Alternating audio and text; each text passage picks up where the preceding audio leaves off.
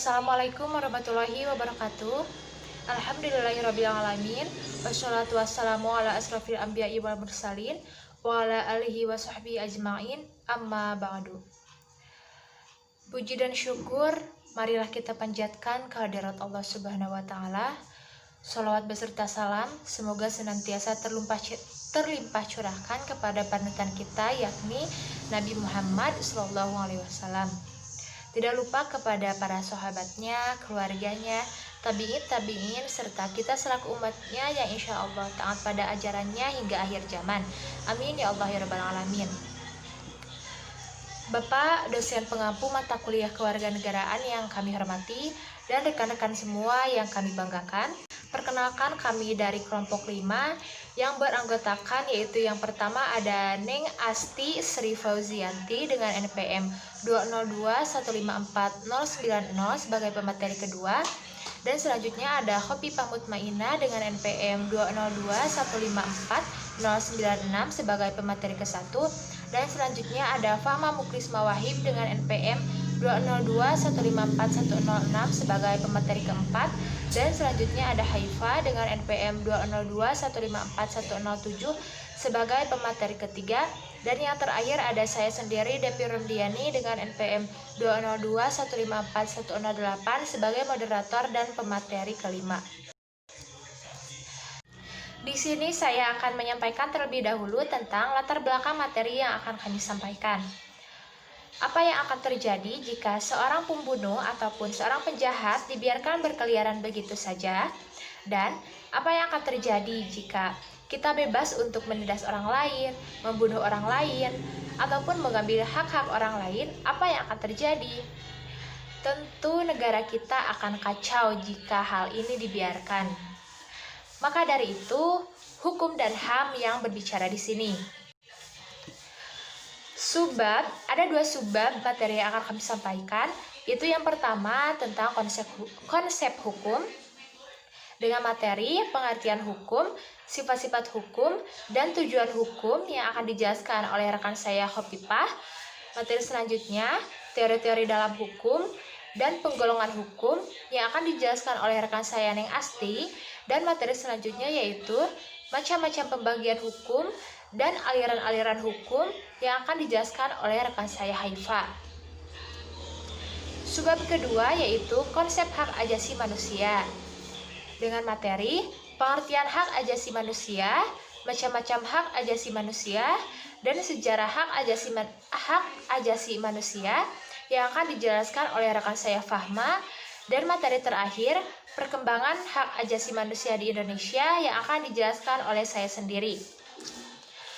Kita masuk ke subbab pertama yaitu konsep hukum dengan materi pengertian hukum yang akan dijelaskan oleh rekan saya Khofifah.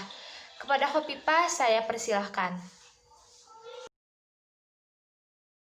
Assalamualaikum warahmatullahi wabarakatuh. Sebelumnya terima kasih kepada moderator yang telah mempersilahkan saya.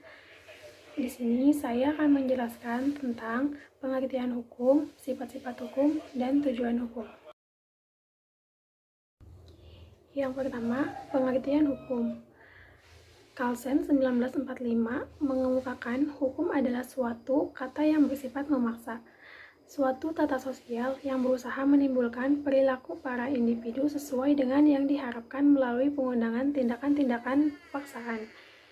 Di dalam literatur, penemuan hukum merupakan sebuah proses pembentukan hukum oleh hakim atau aparat penegak hukum lainnya yang ditugaskan untuk implementasi peraturan hukum umum pada suatu peristiwa yang bersifat umum dengan mengingat akan peristiwa konkret tertentu. Adapun pengertian hukum menurut para ahli. Menurut Plato, hukum adalah peraturan yang tersusun secara sistematis membentuk sebuah sistem yang mengikat masyarakat. Menurut Aristoteles, menegaskan bahwa hukum juga mengikat hakim dalam melaksanakan tugasnya. Menurut Austin, hukum adalah pembimbing yang diberlakukan oleh pihak yang berwenang. Yang kedua, sifat-sifat hukum. Adapun sifat-sifat hukum terbagi menjadi 3. Yang pertama, hukum bersifat mengatur. Hukum sebagai peraturan dalam bentuk larangan maupun perintah berfungsi mengatur berbagai sikap manusia dalam kehidupan. Hukum diciptakan untuk melindungi hak setiap orang dan menjaga keseimbangan antara berbagai kepentingan yang ada dalam kehidupan bangsa dan negara. Yang kedua, hukum bersifat memaksa. Adanya sanksi bagi pelanggar aturan-aturan dalam pergaulan hidup membuktikan bahwa hukum bersifat memaksa. Artinya, hukum memiliki kekuatan dan kewenangan untuk memaksa setiap orang mematuhi setiap peraturan. Yang ketiga, hukum bersifat melindungi.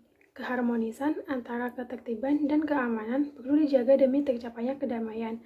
Ketertiban dan keamanan merupakan pencerminan keterikatan dalam sikap disiplin yang tidak dapat dipisahkan. Kedua nilai tersebut berpasangan dan selalu harus diserasikan supaya tidak mengganggu masyarakat maupun pribadi-pribadi yang menjadi bagiannya. Dan yang ketiga, tujuan hukum. Tujuan hukum yaitu suasana yang kondusif di dalam kehidupan berbangsa dan bernegara. Tujuan hukum sebenarnya mempunyai sifat yang universal seperti ketertiban, ketenteraman, kedamaian, kesejahteraan, dan kebahagiaan di segala aspek kehidupan. Tujuan hukum pada dasarnya merupakan sebuah alat untuk memanusiakan manusia. Dalam hukum terdapat teori-teori tujuan hukum. Menurut teori etis, hukum bertujuan menciptakan keadilan, sedangkan menurut teori utilas, hukum bertujuan memberikan kemanfaatan bagi semua orang. Apabila kedua teori ini digabungkan, hukum bertujuan memberikan keadilan demi tercapainya kehidupan yang tertib. Dengan demikian, dapat disimpulkan bahwa hukum bertujuan mendatangkan kemakmuran bagi masyarakat, mengatur tata laku kehidupan manusia, sebagai pedoman bertingkah laku, menjamin ketertiban dan keamanan sebagai wadah terwujudnya keadilan sosial, dan sebagai sarana penegak pembangunan. Baik, terima kasih kepada Khobifah yang telah menyampaikan materinya. Materi selanjutnya yaitu teori-teori hukum dan penggolongan hukum yang akan dijelaskan oleh rekan saya, Neng Asti. Kepada Neng Asti, saya persilahkan. Assalamualaikum warahmatullahi wabarakatuh. Sebelumnya, terima kasih kepada moderator yang telah mempersilahkan saya. Di sini saya akan menjelaskan sedikit mengenai teori-teori dalam hukum dan penggolongan hukum. Langsung saja kepada materi yang pertama, yaitu teori-teori dalam hukum. Nah, sudah kita ketahui bahwasannya teori-teori hukum merupakan pengetahuan mengenai hukum yang berlaku. Teori-teori hukum berintikan keseluruhan pernyataan yang saling berkaitan berkenaan dengan sistem konseptual dalam aturan-aturan hukum dan keputusan-keputusan hukum. Adapun tujuan dari teori hukum yaitu untuk menciptakan sebuah kepastian dalam sebuah kesatuan untuk memperjelas nilai dan filosofisnya. Nah, dalam teori hukum ini terbagi menjadi 4. Yang pertama ada teori Yunani dan Romawi klasik, yang kedua teori hukum alam, yang ketiga teori positivisme dan utilitarianisme, yang keempat teori hukum murni. Nah, berikut ini merupakan beberapa teori hukum Yunani dan Romawi klasik. Yang pertama ada teori Sokrates. Menurut Sokrates, hukum adalah konsep yang mengedepankan kebaikan dan keadilan bagi masyarakat. Yang kedua ada teori Plato. Menurut Plato, hukum dapat digabungkan dengan kebijaksanaan. Yang ketiga, teori Aristoteles. Menurut teori ini, keberadaan hukum berhubungan dengan perasaan sosial etis manusia. Yang keempat, ada teori Epicurus. Menurut teori ini, hukum berperan sebagai pengelola kepentingan antar individu demi tercapainya kedamaian. Yang kedua yaitu teori hukum alam. Teori ini dibagi menjadi 2 jenis hukum yang akan berlaku. Yang pertama yaitu hukum yang ditetapkan oleh penguasa, dan yang kedua yaitu hukum yang lahir tanpa pengaruh pandangan manusia. Ketiga yaitu teori positivisme dan utilitarianisme. Menurut teori ini, hukum adalah perintah yang harus dilakukan. Namun, hukum yang diundangkan harus dipisahkan dari hukum yang diciptakan. Menurut H.L.A. Hart 1907, seorang pengikut positivisme diajukan berbagai arti dari positivisme sebagai berikut. Yang pertama, hukum adalah perintah. Yang kedua, analisis terhadap konsep-konsep hukum adalah usaha yang berharga untuk dilakukan. Yang ketiga, keputusan-keputusan dapat didedukasikan secara logis dari peraturan-peraturan yang sudah ada terlebih dahulu.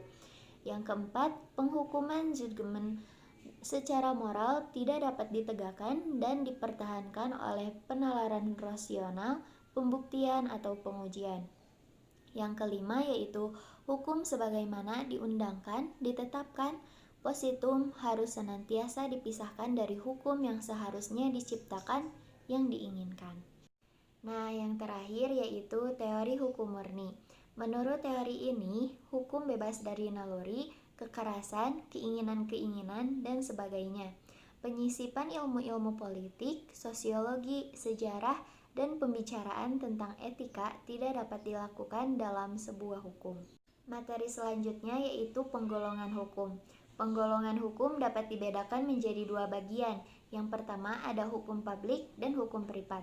Hukum publik adalah hukum yang mengatur hubungan antar individu saat diperlukan, seperti hukum pidana, sedangkan hukum privat adalah hukum yang mengatur hubungan antar manusia dengan berintikan kepentingan perorangan, seperti hukum sipil, hukum perdata, dan hukum dagang.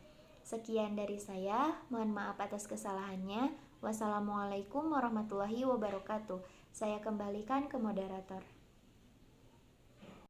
Terima kasih kepada Neng Asti yang telah menyampaikan materinya. Materi selanjutnya yaitu ada macam-macam pembagian hukum dan aliran-aliran hukum yang akan dijelaskan oleh rekan saya Haifa. Kepada Haifa saya persilahkan. Baik, terima kasih kepada moderator yang telah mempersilahkan saya untuk membahas materi selanjutnya. Materi selanjutnya yaitu macam-macam pembagian hukum. Di Indonesia sendiri terbagi menjadi 8 pembagian hukum. Yang pertama adalah menurut sumbernya, yaitu ada undang-undang dalam pengertian secara luas, yaitu hukum yang berasal dari peraturan perundang-undangan yang dibuat oleh Dewan Perwakilan Rakyat atas persetujuan Presiden. Yang kedua adalah kebiasaan atau hukum adat, yaitu merupakan perbuatan yang dilakukan oleh anggota masyarakat secara terus-menerus. Yang ketiga ada traktat atau perjanjian, yaitu hukum yang bersumber dari perjanjian antara dua negara atau lebih dalam bentuk tertentu. Yang ketiga adalah jurisprudensi, yaitu keputusan pengadilan terdahulu yang sudah inkrah dijadikan pedoman dalam mempertimbangkan atau memutuskan perkara yang sama. Yang kelima ada doktrin, yaitu pendapat para ahli dalam memberikan pandangan terhadap hukum tertentu. Yang kedua adalah hukum menurut bentuknya. Hukum menurut bentuknya terbagi menjadi dua, yaitu hukum tertulis dan hukum tidak tertulis. Hukum tertulis sendiri yaitu hukum yang jelas tertulis dan terdapat pada peraturan negara. Yang kedua adalah hukum tidak tertulis. Hukum tidak tertulis yaitu hukum yang lahir, tumbuh, dan dipelihara dalam masyarakat namun ditaati oleh anggota masyarakat, seperti hukum kebiasaan atau hukum adat. Yang ketiga ada hukum menurut tempat berlakunya. Yang pertama adalah hukum nasional. Hukum nasional adalah hukum yang berlaku untuk mengatur penduduk atau urusan negaranya yang berdomisili di negara tersebut. Yang kedua adalah hukum internasional, yaitu hukum yang mengatur hubungan antara negara satu dengan negara yang lainnya dalam dunia internasional. Yang ketiga adalah hukum asing. Hukum asing yaitu hukum yang berlaku di negara lain. Yang keempat ada hukum lokal, yaitu hukum yang berlaku pada wilayah tertentu dalam suatu negara, seperti hukum adat suku Bali. Yang keempat ada hukum menurut waktu berlakunya. Yang pertama adalah ius constitutum, yaitu hukum yang berlaku saat ini pada masyarakat tertentu dalam daerah tertentu. Yang kedua ada ius constitutum, yaitu hukum yang berlaku pada waktu yang akan datang. Yang kelima ada hukum menurut cara mempertahankannya. Yang pertama hukum material, yaitu peraturan yang berwujud perintah dan larangan, seperti hukum pidana, hukum perdata, dan hukum dagang. Yang kedua ada hukum formal, yaitu hukum yang mengatur bagaimana caranya mengajukan suatu perkara ke muka pengadilan dan bagaimana caranya hakim memberikan putusan, seperti hukum acara pidana dan hukum acara perdata. Yang keenam ada hukum menurut sifatnya. Yang pertama yaitu hukum yang memaksa, yaitu hukum yang tidak dapat dikesampingkan sehingga dalam pelaksanaannya harus ditaati oleh setiap manusia. Contohnya yaitu hukum pidana. Yang kedua adalah hukum yang mengatur, yaitu hukum yang dapat dikesampingkan apabila pihak-pihak yang bersangkutan telah membuat peraturan seperti contohnya pada jual beli. Yang ketujuh adalah hukum menurut wujudnya. Yang pertama adalah hukum objektif, yaitu hukum yang berlaku umum dan tidak mengenai orang atau golongan tertentu. Yang kedua adalah hukum subjektif, yaitu hukum yang berlaku untuk dua orang atau lebih serta menimbulkan hak dan kewajiban. Yang kedelapan ada hukum menurut isinya. Yang pertama adalah hukum privat, yaitu hukum yang mengatur hubungan antara individu-individu dalam masyarakat. Yang kedua adalah hukum publik atau hukum negara, yaitu hukum yang mengatur hubungan antara perseorangan atau warga negara dengan pemerintahan. Materi selanjutnya yaitu aliran-aliran hukum. Yang pertama adalah aliran legisme atau dikatakan suatu sebagai hukum apabila terdapat dalam undang-undang. Yang kedua adalah aliran Freirechtslehre. Aliran ini menganggap bahwa hakim sebagai pencipta hukum memiliki kebebasan melakukan segala hal yang tidak diatur di dalam undang-undang. Yang ketiga adalah aliran Rechtsfinding. Aliran ini menganggap bahwa keterikatan hakim dalam undang-undang tidak seketat asumsi aliran legisme, dikarenakan hakim mempunyai kebebasan. Sekian materi dari saya kembalikan ke moderator. Terima kasih kepada Haifa yang telah menyampaikan materinya. Kita masuk ke subbab kedua, yaitu konsep hak asasi manusia. Materi pertama yaitu pengertian HAM yang akan dijelaskan oleh rekan saya Fahma. Kepada Fahma, saya persilahkan. Baik, sebelumnya terima kasih kepada moderator. Di sini saya akan menyampaikan materi tentang konsep hak asasi manusia. Pengertian hak asasi manusia. Hak asasi manusia adalah anugerah yang langsung diterima manusia dari Tuhan Yang Maha Esa. Setiap manusia memiliki hak yang harus dihormati, dilindungi, dan dijunjung tinggi oleh pemerintah dan hukum. Menurut John Locke maupun Konjoro Porboor-Pranoto, hak asasi manusia adalah hak yang diperoleh dari Tuhan menurut kodrat dan hakikat setiap manusia. Sebab hak asasi manusia bersifat suci. Berbeda dengan David Bentham dan Kevin Bowley, menurut mereka, hak asasi adalah kebebasan setiap individu untuk memenuhi kebutuhannya. Sedangkan menurut Maria Bodiarjo, hak asasi manusia adalah hak yang dibawa manusia sejak lahir ke dalam kehidupan masyarakat. Selanjutnya, macam-macam hak asasi manusia. Macam-macam HAM dapat dibagi menjadi 6 macam bidang. Yang pertama, bidang secara pribadi. Artinya setiap individu memiliki hak yang sama. Yang kedua, di bidang politik. Artinya setiap orang berhak untuk ikut berperan aktif dalam berbagai kegiatan politik. Yang ketiga, bidang hukum atau peradilan. Artinya setiap individu memiliki hak yang sama di mata hukum dan pemerintahan. Yang keempat, di bidang ekonomi. Artinya, semua orang memiliki hak kebebasan melakukan kegiatan-kegiatan ekonomi bagi masyarakat tanpa adanya sebuah gangguan. Yang kelima, di bidang sosial budaya. Setiap individu berhak untuk menjalankan kehidupan sosial dengan aman dan nyaman, serta hak untuk melestarikan dan mengembangkan budayanya. Selanjutnya, sejarah HAM. Hak asasi manusia merupakan problematika yang urgensial dan universal. Perjuangan mengenai penegakan HAM sudah terjadi sejak beribu-ribu tahun yang lalu untuk menghapuskan sistem perbudakan kaum Yahudi di Mesir pada zaman Nabi Musa alaihissalam. Perkembangan HAM di dunia diantaranya yang pertama, Magna Carta tahun 1215 yang berisi menghilangkan hak kekuasaan absolutisme raja. Menurut isi Magna Carta, raja beserta keturunannya berjanji menghormati kemerdekaan, hak, dan kebebasan gereja di Inggris. Yang kedua, Petition of Right tahun 1628. Artinya, warga negara tidak boleh dipisahkan menerima tentara di rumahnya. Yang ketiga, Bill of Rights tahun 1689. Menurutnya, manusia pada dasarnya memiliki kesetaraan di hadapan hukum. Gagasannya tersebut memperkuat terciptanya negara hukum dan sistem demokrasi. Yang keempat, Declaration of Independence tahun 1776 yang berisi tentang konsep melekatnya beberapa hak pada diri umat manusia secara resmi atas karunia Tuhan Yang Maha Esa. Yang kelima, Revolusi Prancis tahun 1789 bertujuan untuk membebaskan warga negara Prancis dari kekuasaan totaliter Raja Prancis, yaitu Louis. Yang keenam, Universal Declaration of Human Rights tahun 1948.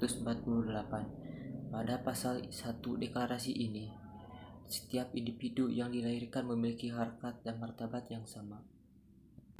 Sekian presentasi dari saya. Saya kembalikan lagi kepada moderator. Baik, terima kasih kepada rekan saya Fahma yang telah menyampaikan materinya. Materi selanjutnya yaitu perkembangan HAM di Indonesia yang akan dijelaskan oleh saya sendiri. Indonesia mengalami masa penjajahan selama berabad-abad. Pada masa penjajahan ini terjadi berbagai bentuk diskriminasi dan pelanggaran HAM. Salah satunya yaitu pada masa penjajahan Belanda, di mana rakyat Indonesia dibagi menjadi 3 strata atau 3 kelas.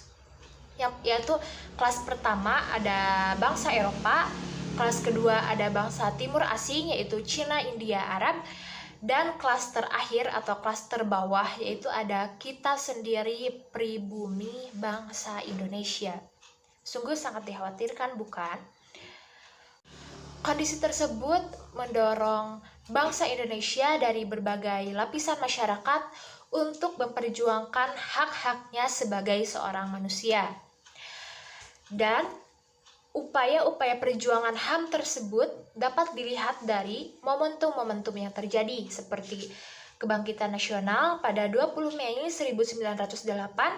Yang kedua ada Sumpah Pemuda pada 28 Oktober 1928. Yang ketiga ada Proklamasi Kemerdekaan pada 17 Agustus 1945. Yang keempat ada UUD RIS Republik Indonesia Serikat. Yang kelima ada UUDS 1950. Dan yang terakhir ada Ketetapan MPRS nomor 14 MPRS tahun 1966 tentang pembentukan panitia ad hoc.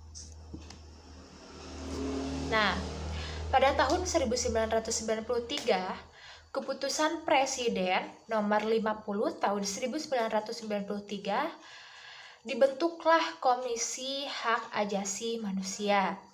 Serta pada tahun 1998, persoalan tentang hak ajasi manusia ini dimasukkan ke dalam GBHN. Adapun basic konsep dan prinsip pengembangan HAM di Indonesia yaitu ada 3. Yang pertama, proklamasi.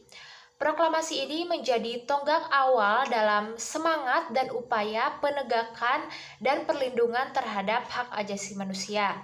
Yang kedua yaitu ada pembukaan Undang-Undang Dasar 1945. Konsep HAM dalam pembukaan undang-undang ini terdapat pada alinea pertama yang berbunyi, kemerdekaan adalah hak segala bangsa. Menurut seorang ahli yaitu Noto Nagoro, manusia sebagai makhluk pribadi mempunyai hak kodrat dan hak moral untuk berdiri sebagai pribadi atau hidup bebas.